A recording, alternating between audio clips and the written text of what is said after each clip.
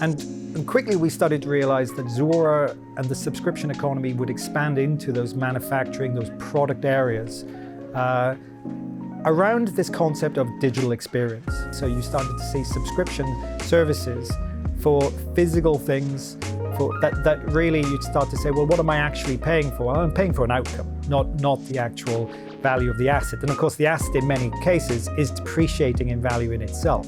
And I said, I think it was one of the worst experiences I had. And I said, I don't understand why you wouldn't consider giving more flexibility to allow your customers to downgrade their service as well as upgrade their service. Consumption-driven subscription is really interesting, where you pay for what you really use.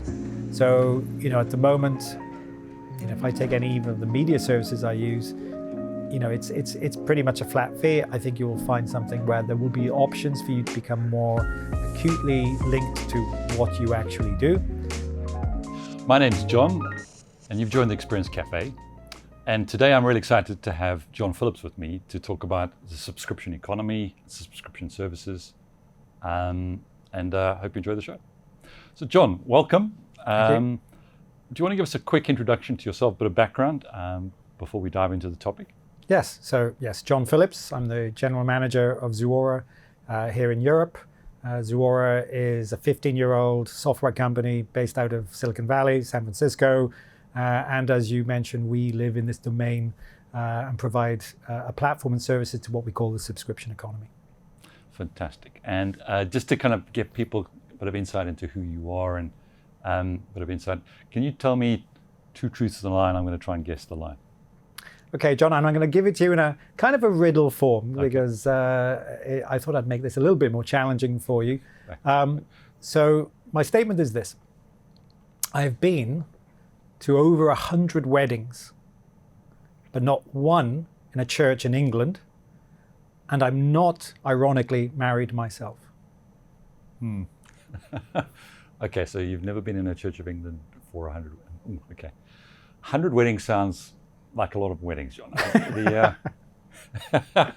I'm going to say as 100 weddings a lie. No. Okay, so which bit is the bending of the truth? I suspect. I'm actually married, and I thought you remembered that. So I might. Sorry, you are wearing a wedding ring. Yeah, But I thought, well, yes, I didn't think about how obvious that might be. Yes, so I'm actually married. So that is the lie. Strangely, I've been to a lot of weddings, but none have actually been in certainly here in England. I've not participated in the church part of it. However, I'm from Wales. And when I was a young boy, I was in the choir, and I think for about 4 or 5 years, we would provide the choral services to a lot of weddings. We would get up to 3 weddings a weekend, and I am actually famous for one thing, which is I was probably the first person to bring together a union of choristers, because I negotiated a fee raise with our vicar from 75 pence a wedding to £1 a wedding. And so I would walk out with £3 on a weekend and achieve that for about 15 of my fellow choristers in the church. So yes, hundreds of weddings, in and out, lots of experience. And showing intuition for business. I was going to say, it was the start of my negotiating career. Fantastic. And you didn't offer a subscription service for your Not chorus. then. Yeah, but awesome. So in terms of, you're at Zuora and Yep. Subscription is obviously an interesting trend, and if you look, we've done some research, IBM's done some research on this topic around the market's expecting to almost more than double in the next 4 to 5 years. It's a growing trend. We saw that really kind of take off during the pandemic as well. What are some of the interesting subscription models that you're seeing that are kind of quite surprising beyond the sort of traditionals that we're observing? Yes. Well, I joined the company about 8 years ago, and when I joined the company, the business that I expected to do and was visible were dealing with software companies like Salesforce. The idea of software as a service was well defined. These were pure subscription-based recurring contracts, and the other industry was media. So we had already by that point started to subscribe to news content and video content, just in its early days. Now, I'm sure you recall when the Times and the Sunday Times launched their paywall, and we all thought, well, who's going to pay for content, right? And so I entered at around the time that those subscription businesses were forming, and so I fully expected that we would, and we did, embrace a whole host of software companies, software industry, a whole host of media companies, as we subsequently did. What was changing around that time, and we saw the first signs of, were the opportunity to move into other industries that were not natively digital. And I'm talking about industries whether you had manufacturing, whether it was automotive, or whether it could have been utility companies creating connected products. What became obvious to us at that point was that these connected products would provide an opportunity to create a digital service. And that service might have been valuable in itself, or it might have been additional and peripheral to the physical product. But those services were being formed. Nobody really understood how to monetize them. No one knew how that would unfold. And quickly we started to realize that Zuora and the subscription economy would expand into those manufacturing, those product areas around this concept of digital experience. And there are many products that we started to see where, the outcome, let's take Uber as an example, the outcome is I want to go from A to B. But the experience primarily is a digital experience on your phone. These services started to become apparent in those few years. So what I would say has been quite incredible to watch is how the subscription economy permeated almost every walk of our lives, our business lives for sure. If you look at how you build, if you were to start a company, you don't buy software, you don't buy equipment, you subscribe to a whole host of technology services, and of course, in your personal life, more and more you look at your bank account, you will realize just how many services you are subscribing to. And those services are evolving from very simple business models that we're all used to, like a Spotify or a Netflix business model of $9.99 a month, so fixed price per month, regardless of what you did, to actually consumption-based models. And I think that right now, to 2022, the evolution of those consumption models is going to be a very interesting area. We see it in things like using in mobility as a service, whether it's a scooter or a bike. How many minutes how many seconds are you using it? Whether it's EV charging, how much power, how much time is consumed. So increasingly, Zuora, I would say, is moving from what you'd call classic subscription into what we now describe as really monetization of these relationships that companies are now forming with their customers. And almost new business models. And brand new business models that you simply could not have expected, and to be perfectly honest, you could not have executed on, because you didn't have that all important digital connection to the customer. So you refer to one of the enablers is the fact we've got digitals helping to develop these new services and offerings. What do you think some of the drivers behind this shift is from ownership to subscription? So there's new things being created, to your point, but what are you seeing in the market? I think in certain areas, you can't avoid the fact that there is the concept of obsolescence in many of the physical things that we buy, and so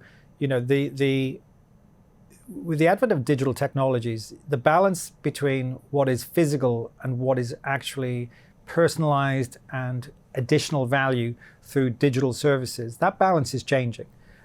So I think there is a better model today of understanding physical equipment as a harness, as a vehicle to bring you a service. Even in some very, what you call, potentially you might say a mundane manufacturing areas like water pumps. You've got a situation there where a lot of the true value that a hospital or a city gets from big industrial pumps is actually coming through software and intelligence and information. and that's digital. That's a not a physical. That's a valuation of an outcome versus the physical thing, and that also, of course, is in our personal lives. So you started to see subscription services for physical things. For that really you'd start to say, well, what am I actually paying for? Well, I'm paying for an outcome, not the actual value of the asset. And of course, the asset in many cases is depreciating in value in itself. So I think people are willing. I think to answer a question, why are people willing to accept this? I think in many cases ownership has become, in many cases a burden. I mean, think about car ownership in a city like London. Car ownership has a lot of disadvantages. Whereas mobility as a service has a lot of advantages. I need to get from A to B versus I really want to own a car in London right now. And that's reflected in all sorts of industries. Yeah, it's interesting because some of the data from the surveys we did was I think something like 60% of generation X and Z, if that's the right letters of the alphabet now. We're there's almost a demographical shift between young generation has been much more open to a subscription-based service offering and less about ownership. And it's interesting to see how that shifts across the different demographics. Maybe switching on to then, so you mentioned customer experience is the key differentiator, and how do you kind of drive all of that? How does that change? How does that challenge the execution of that service in terms of? It's fine to kind of dream up a new subscription, EV as a service, to your point, or what are some of the impacts with clients that you're seeing in terms of, okay, now how do I actually make that real? Yeah, it's and deliver in some of the challenges around that? It's a really important point, John, because our engagement typically starts at a board level or CEO level of some of the biggest companies in the world, and because what we do is truly a business transformation. This is not a technology. This is not a pure technology replacement. This inevitably is about challenging the status quo of how many companies have had the same business model for 50, even 100 years, selling things. And of course, now we're transitioning to selling services and outcomes. And we would say you're going from selling units to the true definition is monetizing relationships. A board and a CEO and even the e-com level of that company will get that quite quickly. The biggest challenge we've seen is that concept has to be pushed down into a much bigger organization that has to really consider that transformation on almost every level of the company, every function of the company. It is not a marketing drive. It's not a sales and marketing only push. It affects finance, it affects the operational teams, it affects the building of services, it affects the product management team. If you're going to build a product and you're going to change the business model, you have to consider that in the product itself. We've seen some customers who said to us, it's just a pricing change. It's just a pricing and packaging change. No, it really is not just a pricing and packaging change. In most cases, you are fundamentally changing the product. So the biggest challenge that we've seen, and it is definitely, I think, the biggest friction in the transition is just how many people you have to take with you. And so what we are trying to do at Zuora is to simplify that. We are trying to ensure that there is a common North Star at board level and at e-com level, so we know that we're all aiming at a particular level of transformation and a particular level and a particular set of new business models. But we're trying to break that down into simple projects, simple isolated areas that you can start, you can land in, make some important but isolated changes, and then let that flow out so that the whole company can embrace it. You cannot do this as a revolution. It is simply too painful in a company that has been built, literally the structure of the company has been built around a different business model. Yeah, and I guess you raise an interesting point there between greenfield, almost startup environments where you don't have the issue of legacy and existing processes and offerings versus you're trying to make that transition with your existing products. That's exactly right. Set. And I guess to your point, what we've seen as well is if you can pick the right use cases and demonstrate success, and then how to build on that and scale it out. Yes, and you know we're in technology and service companies here, so we have to acknowledge that the technologies, phenomenal technologies that we have all been party to and have been engaged in providing to our customers, some of those date back to the 1980s, ERP, the invention of effectively enterprise resource planning, logistics, general ledgers, the whole area of that really came into being around selling things. There was nothing else really at that point, right? There was telco systems that were selling some services, but the majority of the systems we have built in our companies today are around fulfillment from an order. That order is almost always transactional and finite. The order comes through a system. It's serial, and when it gets to the end of its process, which is you fulfill the order, you send out the invoice, you take payment, you lock down the revenue associated with it, and you close it, and it's done. And our systems are built for that. But in this world, you have a relationship, and you're constantly monetizing that relationship.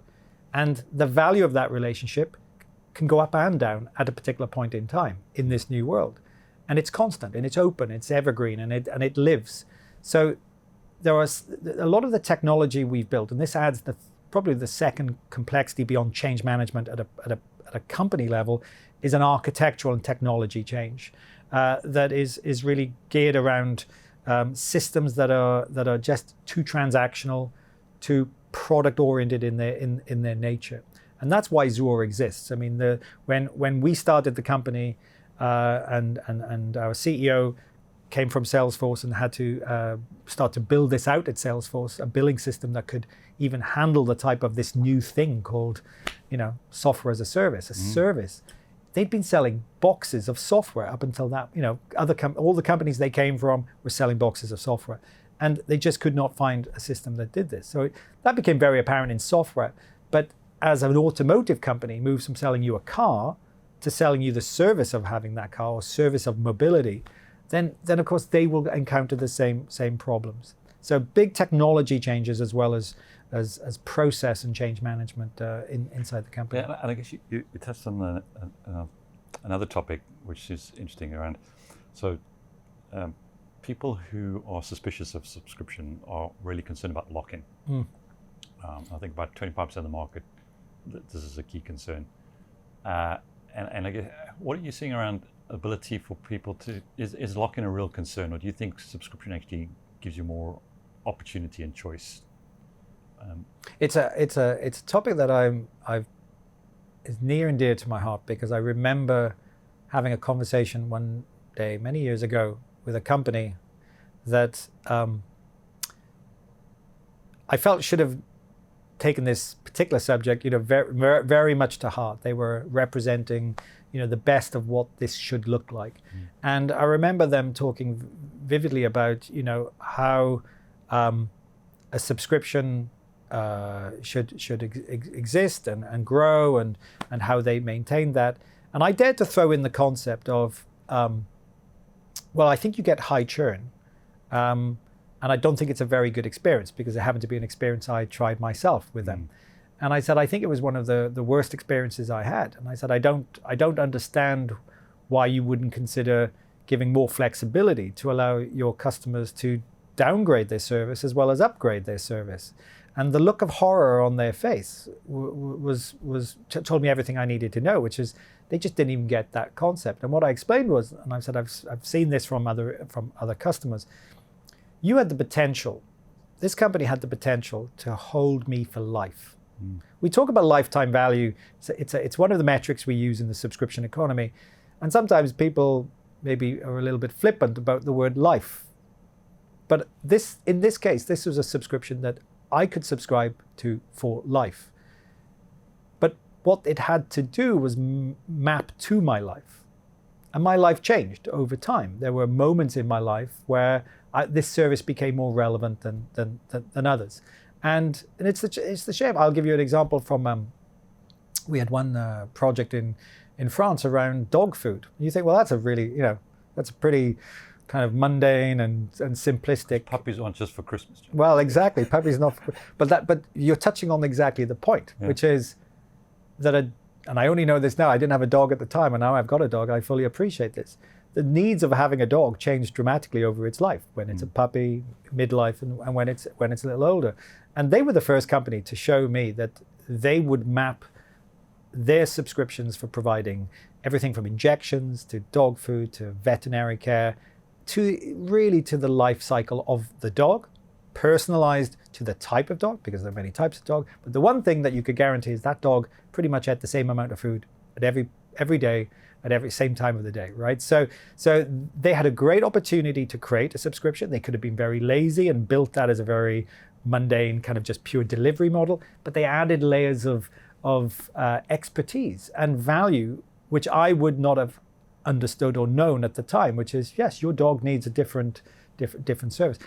The service I'm referring to is about my personal life, and I think there's a great need, and I would welcome even a level of regulation coming into this from a government point of view to say you don't get away with creating lazy recurring revenue services where you get such things as lock-in. You need flexibility. You need to give the ability to both enter and exit that service, to personalize it, to change it, and I think that creates such a sticky relationship between you and that supplier that you could potentially stay with them for life. And I think it may not always be obvious that flexibility is what gives you the lifetime value of that customer to a maximum, to maximize that lifetime value of that customer. Yeah, it's almost philosophy that says if you're driven to provide superior customer service and value, then by definition you're going to capture that customer for life.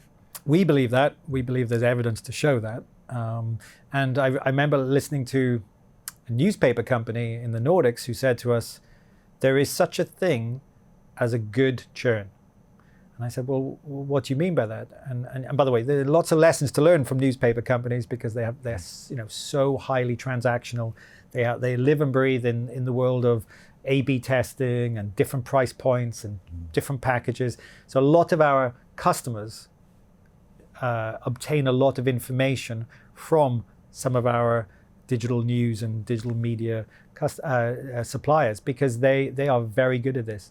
And when he said good churn, he said, I'm inevitably going to lose customers. That's just the world that you live in when you live in the world of news. People come and go, want a different feeling, might leave the country for 6 months. He said, but you want them to leave feeling good about that exit because they will come back. They will come back. And he said, if we put too many hurdles in there, if we make it, we don't want to make it so easy they just press a button and gone. No, we're not suggesting that. But it's still got to be a good experience, and it certainly can't be the experience of, there's no way to interact with it digitally. I've got to find a phone number. The phone number's nowhere on the website. No one answers the phone. I mean, horrific experiences. Right? Got to look really carefully to try and find out how to cancel the subscription. Exactly. Yeah. That's a really good insight, and from my personal experience, I can totally relate. But maybe switching gears slightly in terms of a little bit more about you, John. I asked all my guests 10 questions to get a bit of insight around them. So just a quick A or B type answer, and we'll see where we go.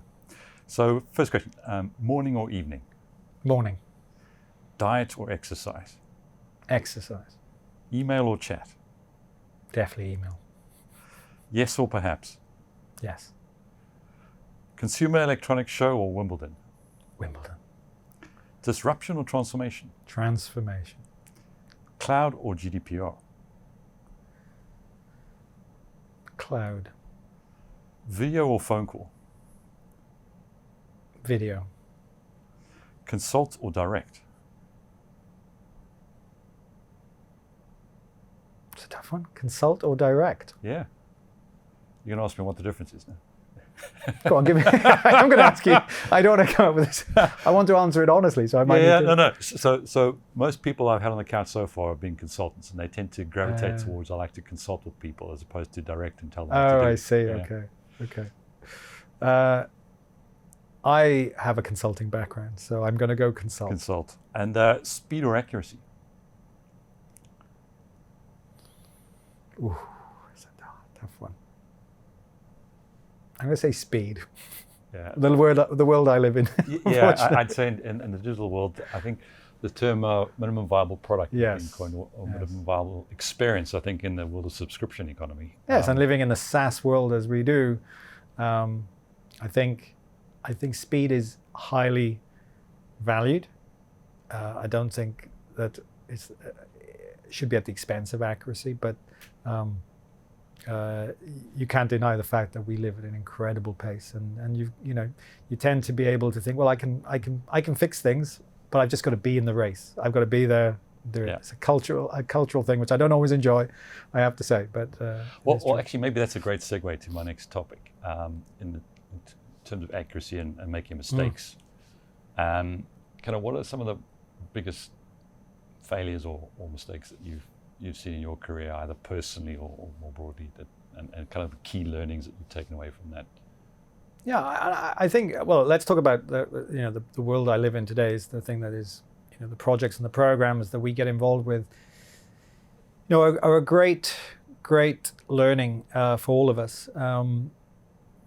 As I said, we don't take on small, siloed, isolated programs. Our projects are more often than not at the heart of a more often growth-related initiative. It is a business that is typically changing their business model for a reason, which is they want to grow. They want to go into a new market. They want to go into a new region. They've got new products they want to bring to market. They've got new partnerships. So it's new, and sometimes there's a lot of new in the world that we live in. I think there are I'd break it down like this. To us, we are in a project. We see a project. My delivery teams and our partners, such as yourselves, see projects. I think companies like IBM go beyond that and see programs. And beyond that, I think our customers really see a business change. And I think failure and or learning from your mistakes happens at all of those three levels. And so sometimes what feels like a project failure to us, because we don't get to continue a project, can be a cause of a problem at any one of those three levels, including technology. I mean, we can't dispute the fact that we get the technology wrong. All of us do. We get technology wrong sometimes, and it doesn't work the way that you want it to work. But I would also say that we can get it wrong at a program and at a business level. I'll give you one example, and companies will remain nameless for this. But we were working with a company, a very well-known luxury brand, and of course the idea of recurring revenue and digital services to a company that made products you wanted to buy and spend a lot of money on, whether to wear typically, was quite an interesting program. And we got involved in the project. We provided lots of expertise around how a company like that could become the first true digital luxury brand. And we get many programs like this, in different domains. And the one thing that I'm very conscious of is that comes with significant risk in itself, because there's so much that they will not yet know about what that really means. And if there was something I would do, and one thing I'm doing now more at Zuora than I used to do, is I'm creating a little bit more distance between allowing the organization to work through that as a concept before applying technology to it too quickly. We talked about speed earlier. Speed would typically drive me to demand that these customers start implementing software quickly. But the more intuitive and the more professional approach, to be perfectly honest, is to hold back, allow that to be explored a little bit further, and then take off smaller chunks of that transformation. And I would say that has been a real learning over these last 3, 4, 5 years. Programs where we've had customers who simply maybe not ready to implement technology, need to go further, need to run simpler pilots, proof of concepts. What I do like about the approach, and again, we learned from I mentioned learning from newspaper companies. Newspaper companies are not afraid to take the same product and package it and price it in different ways to different cohorts, different demographics, different markets. I took the same concept to an automotive company, and again, the horror on their face that you could possibly do that. But there was actually no actual restriction. It was just not culturally something they did.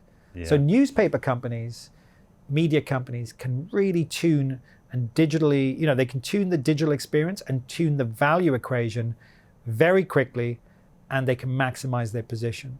I think with a lot of the more traditional companies that we deal with, that looks a major challenge. So I think coming back, the failures, interestingly, that digital luxury brand or that luxury brand company never saw it as a failure. The project didn't go, we started the project, we implemented software, but it didn't really go to get into full-on production. But they themselves felt that they had learned so much, and subsequently have launched a number of digital initiatives that are actually highly successful. So you always have to understand, you always have to make that separation between my project felt to us, it didn't get to the level of completion or level of operational success as we wanted.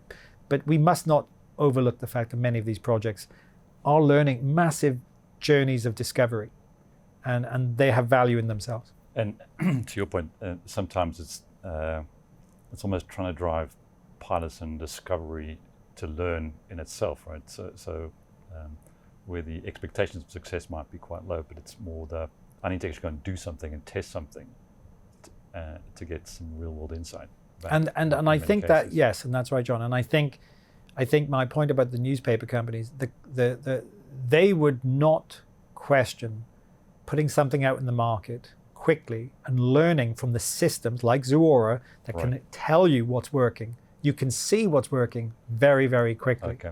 So whereas other more traditional companies will bring in a marketing agency. Yeah. They will do 6 months of. They'll be very. Yeah. So I think that what you're saying there is the difference is they're much more hesitant to put something out in the market and test it in the real world. They're much more, and it's a barrier. Is what exactly. And look, and I understand there are brand issues. There are many. There are so many issues associated with that maybe a newspaper or media company, streaming company feel less concerned about. But I suspect that there's a point in the middle between these two companies, where between these two types of companies, where what I would recommend is that you, in this world, particularly around understanding what your customer really wants, you need to try it. I'll give you another example, which is a really near and dear example to my heart, which is you look at a company like Fender. Fender are one of our customers. Guess what? They don't sell guitars on a subscription, right? So let's get rid of that concept. That's not true. Maybe one day, but that's not the case today. But what they were finding, and it became very apparent in lockdown, by the way, was that guitars were not really, they weren't selling more guitars, they weren't selling multiple guitars, right? So what they noticed was that people would buy a guitar, and they guessed that, and they know, I don't know if you have one, but I have a guitar. It's sitting in the back of my, it's actually my garage now, collecting dust. And that's a very common story, by the way. So what they did was they actually launched a service that specifically taught you how to play the kind of music you wanted to play. Because the reality is, we all just wanted to play, we wanted to feel like rock stars for a day, for an hour, for a minute. And all we got really was a guitar collecting dust. And we felt stupid that we'd bought it or we gifted it. In my case, my wife bought me the guitar, and she must look at it and think, well, that was a waste of time. And so the digital service, the digital creation of the digital relationship that Fender then formed with its customer became the true kind of monetization model. The money that they made from the service is not the key issue, right? What was important was that they made you use the guitar, And many of those people came back and bought a second guitar and a third guitar. So the service, that is a really interesting dynamic. And if you could apply that to so many other markets, where the digital service and the nurturing of the relationship through a digital avenue, even alongside a physical product, was very apparent. And almost you enhance the value of that product by getting, you get more utility value out of the product, and therefore you differentiate the thing. That's right. In terms of That's the right. proposition. Yeah. Maybe to close off then, John, so you're working with a lot of different companies. We're seeing subscription go up. I think the last stat I read was the average number of people who have subscriptions have at least 5 subscriptions now in the retail space alone. As our subscription services multiply, what does the future hold? I mean, how are we going to cope with all these different things? How are we going to manage? What are you seeing? Well, we're seeing, first of all, in the last few years, more and more companies looking to become aggregators of those services. So we have, probably as always, you move to, the pendulum swings from one to the other. That we will have a point probably in the next few years where you look at your bank account and think, I've got, 10, 15, 20 quite distinct subscriptions that I individually pay, different days of the month, and it's probably eating into a pretty sizable amount of your disposable income. And this will become a problem. So it's been interesting to watch how, for instance, the retail banks have seen opportunity in this. Some of the telcos have seen opportunities. Some of the utility companies are seeing this. And they're saying, well, let's take the banks as a good example. There is a very interesting role for banks, retail banks, to play, particularly as they're trying to, some of the more traditional retail banks are looking to reinvent themselves and look at how they can provide value in the aggregation of all of these types of subscriptions that are available. So we've already launched with a number of customers where they are banks that are looking to do exactly that. And I think this starts to talk back towards healthy, regulated with a small r, subscription and recurring and your the use of your own personal income in that way will become a sensitive issue. And so having authorities like banks and governments looking at this more strongly, I think, is almost inevitable now. And we welcome it. I mean, we truly do welcome that. So I think that will happen. I think the other thing that we're seeing with consumption, I mentioned the consumption-driven subscription is really interesting, where you pay for what you really use. So, at the moment, if I take any of the media services I use, it's pretty much a flat fee. I think you will find something where there will be options for you to become more acutely linked to what you actually do. Again, technologies weren't probably available in the past, whereas they now are. And of course, systems like Zuora are there to exactly measure that, monetize that, and charge your customers accordingly. So I think, yes, lots around that, we have to maintain our position around data privacy and GDPR. Interestingly, around that, all I would say is, I think people are willing, what we've noticed is that people are willing to provide a level of information about themselves to companies they trust. I mean, the perfect example is who has your credit card details? Now, Amazon generally have your credit card details, and it's because you have a level of trust with them. And I think you will see that you have an Amazon ID, but you will see other companies that you might not have thought about. Will I have a Ford ID or a BMW ID? And will I have a relationship with those companies where I can buy services easily and quickly as I do with Amazon? Or supermarket or utility company. So I think the big thing will be beyond subscription. I think we might even stop using the word subscription in our mindset and actually just think about the fact that there are relationships that are forming between all types of companies, and those companies are finding different ways to monetize that relationship. And I think that's where we will ultimately. I think what we consider subscription today really is just a stepping stone to a new world of monetizing relationships. Fantastic. Well, thanks, John. That's been really interesting chatting to you, and some really interesting thoughts. And I look forward to having you back in the next couple of years, we can look back at this and say, Yeah. well, how did that pan out and how did it change? Maybe even before that. Thanks, Love John. to do it. Thank you, John. Thank you.